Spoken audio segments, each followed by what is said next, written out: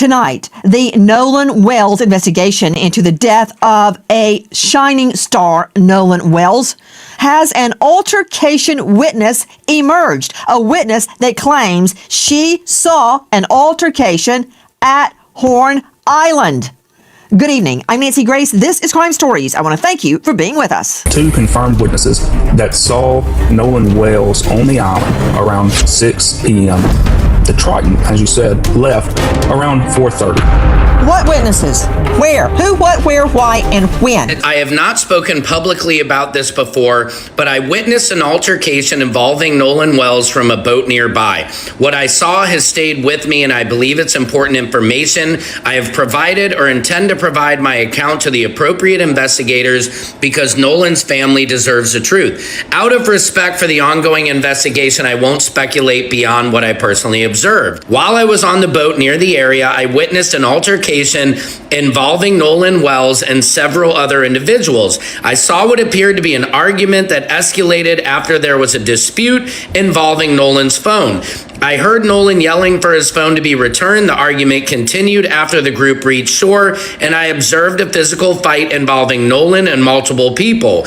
I also observed a young woman telling them to stop. At that point, I left the area because the situation had appeared to be getting worse. I did not remain long enough to witness what happened afterward. Everything beyond what I personally observed would be speculation, so I cannot honestly say what occurred after I left.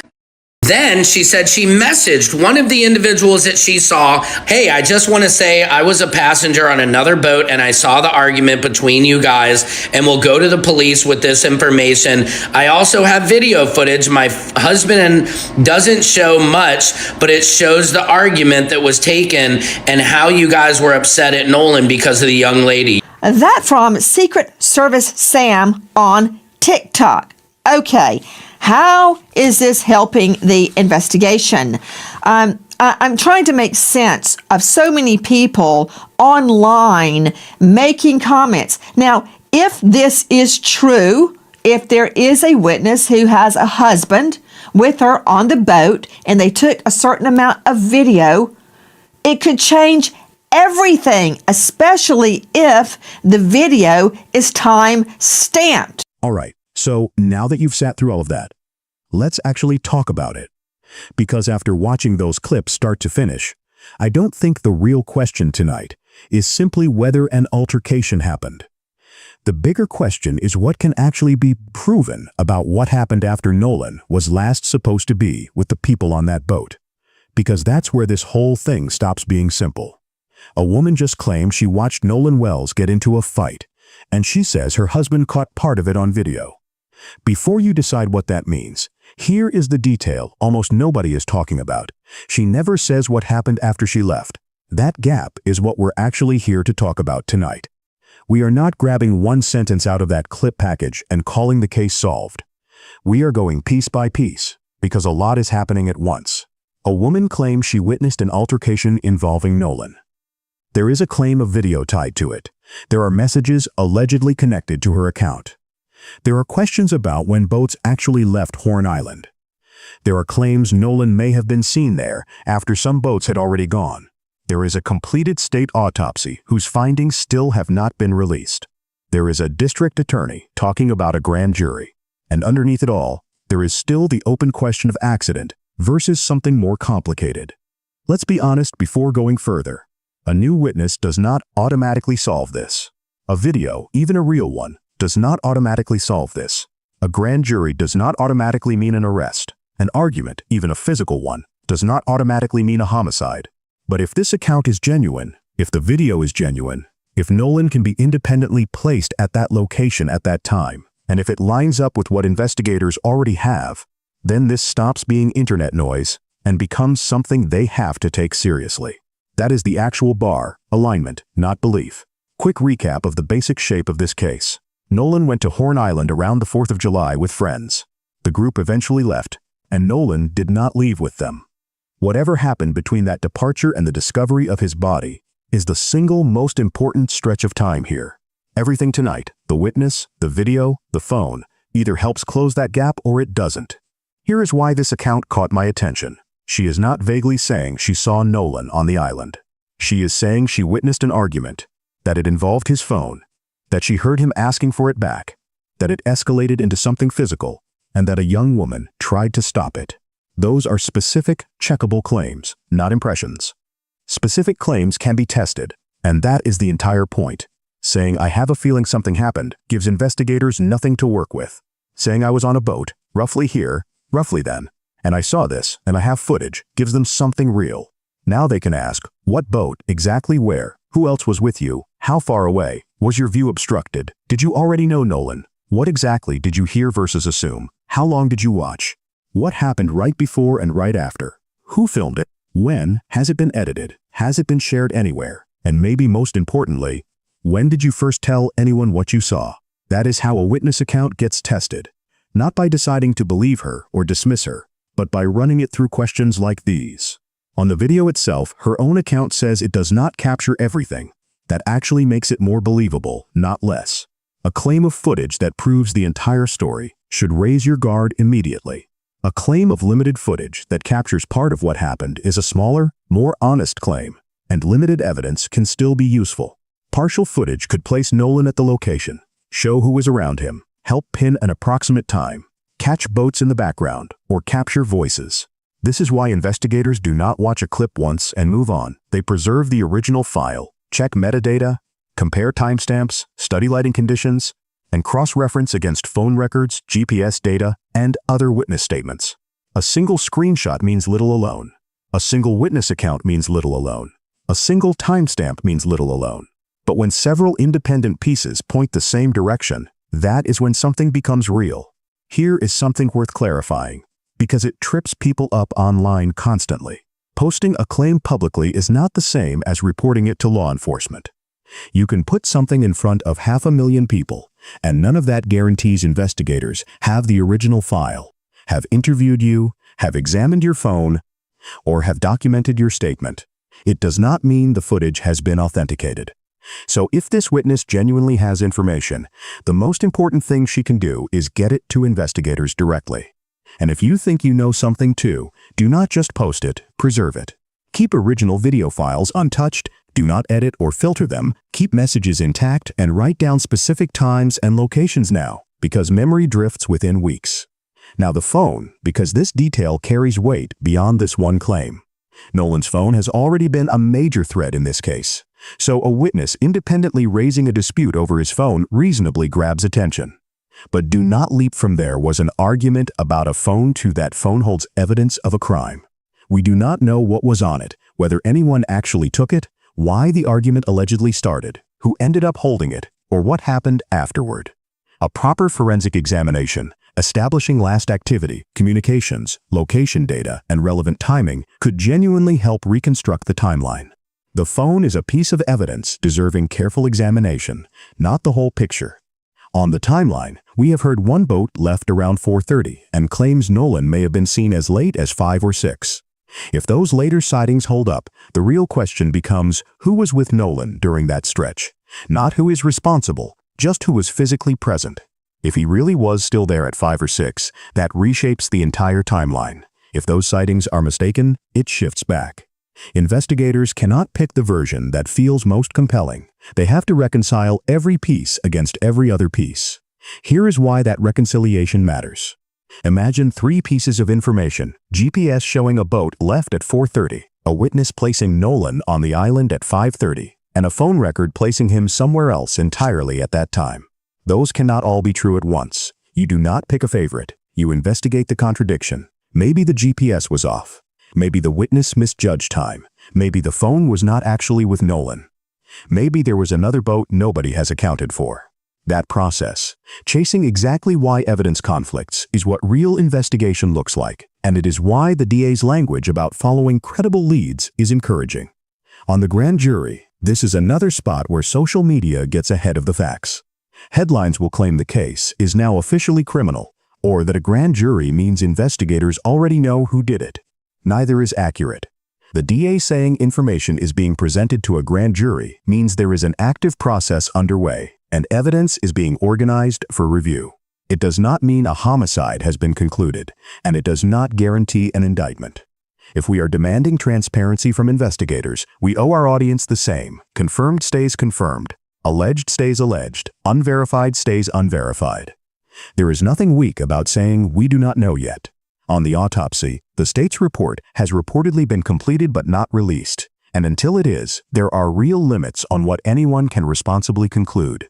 Experts debating what injuries a fight would typically produce is a useful conversation, but it is expert interpretation, not the actual findings from Nolan's case. Those are two different categories. The official report might show injuries, might not, might be complicated by decomposition, might include toxicology that adds another layer. We do not know, and that is exactly why the eventual release matters so much. On alcohol, this gets twisted online instantly. Someone notes the witness may have been drinking, and part of the audience decides that means she is lying. That is not how evidence works. A person can drink and still accurately perceive an event. Intoxication can also affect perception, memory, and timing. The real questions are how much, when, how far away was she, what could she actually see, how long did she watch, was her view obstructed, did she already know Nolan, and what did she use to identify him? Simply saying she drank does not settle it, and simply saying she saw it does not settle it either. That tension is exactly why cross-examination and witness interviews exist, because human memory is not a video recording. Back to the altercation itself. The young woman who allegedly tried to stop it deserves more attention. If this account holds up, she could be genuinely important, not automatically a suspect, not automatically the key witness, but someone who may have seen things up close nobody else did. What exactly did she witness? Who was involved? What triggered it? What happened afterward? Did she speak to anyone? Answerable questions. If she can be identified and is willing to talk, fairness matters here too. The friends who were with Nolan have already given their account, when and why they left, their timeline, and there have been references to location tracking data supporting parts of it. Two accounts now potentially conflict, and both need to be measured the same way. Against independent evidence, not against who seems more sympathetic on camera. We do not know if the friends are lying, and we do not know their account is automatically true either. What we can say is both stories need to be checked against GPS, phone records, and any other independent evidence. If a timeline matches those records, that strengthens it. If it doesn't, investigators need to explain why. There is also a smaller thread worth naming, a claimed discrepancy in how a particular boat was identified across different records.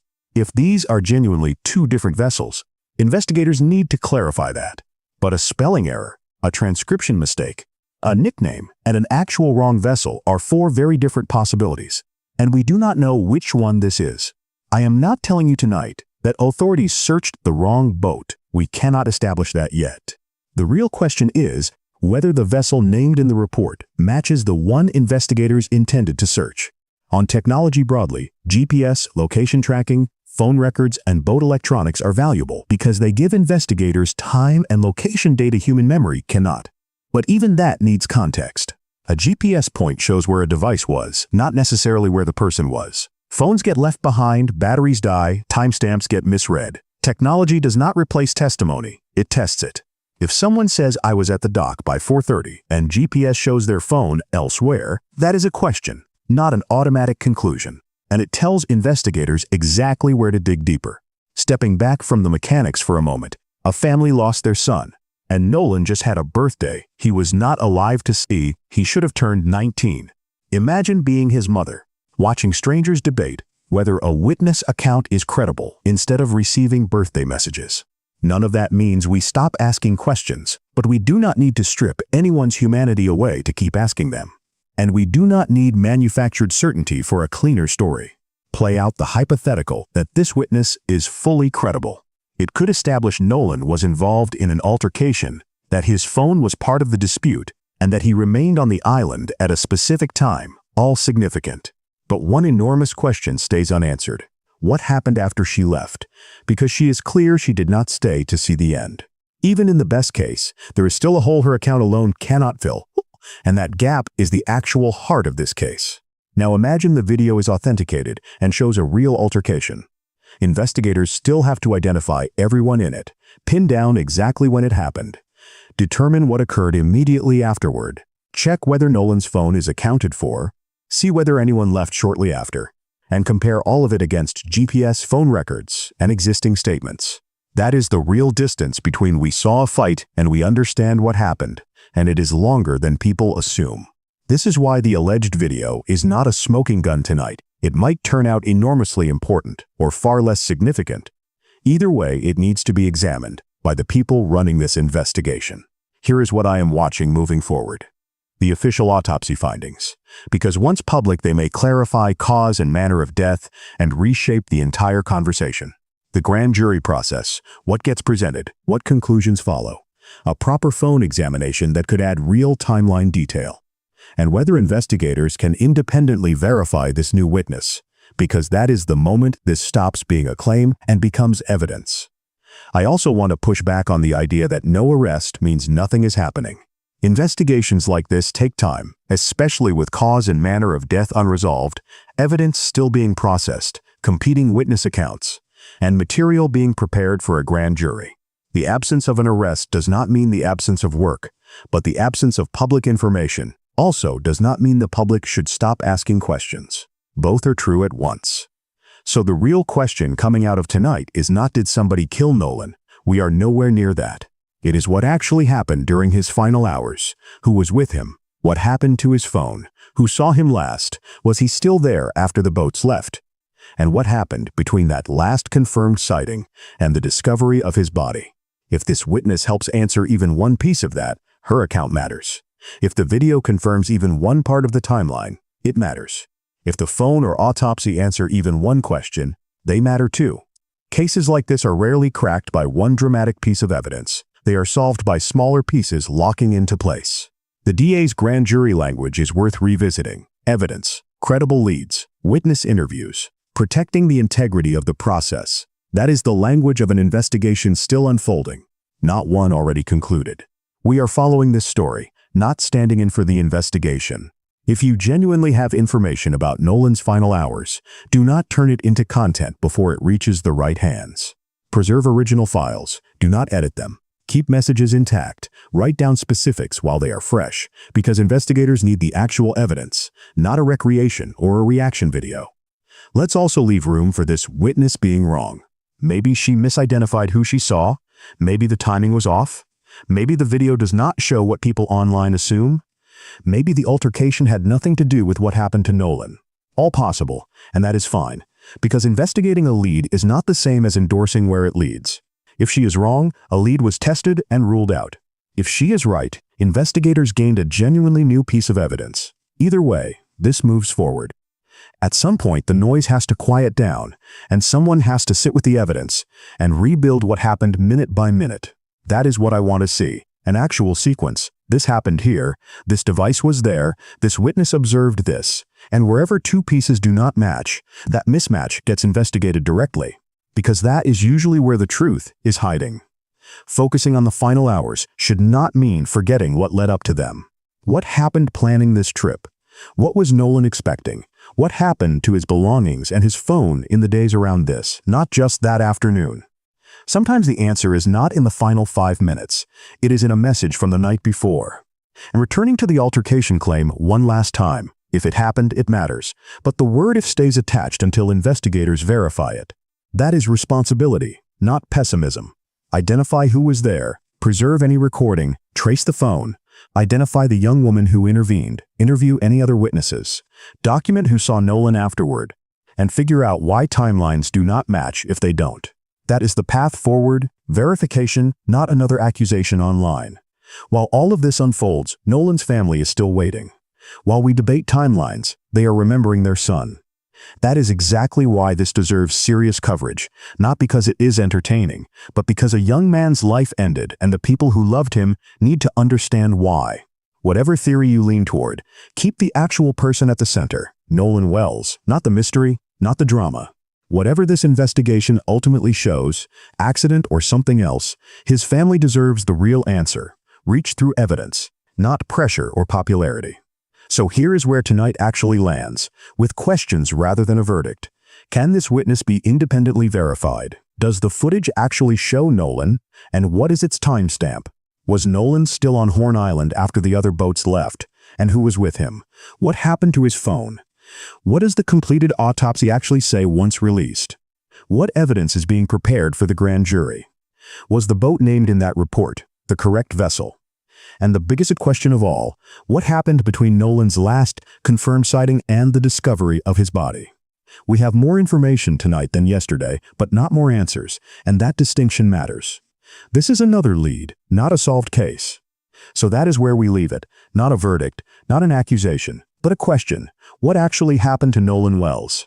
And who was with him during those final hours? Drop where you are watching from in the comments. And tell me what you think about this new witness. Whether the video should become central to the investigation, and what you want investigators to clarify next. Keep it respectful, question and disagree all you want, but nobody gets declared guilty over something unproven. We are here to follow the evidence wherever it leads. If you want to stay with us as this develops, subscribe, turn on notifications, and share this with someone following Nolan's case. He should have been celebrating another birthday this year. Instead, people are still asking what happened to him. So tonight, we say his name, and we keep looking for answers.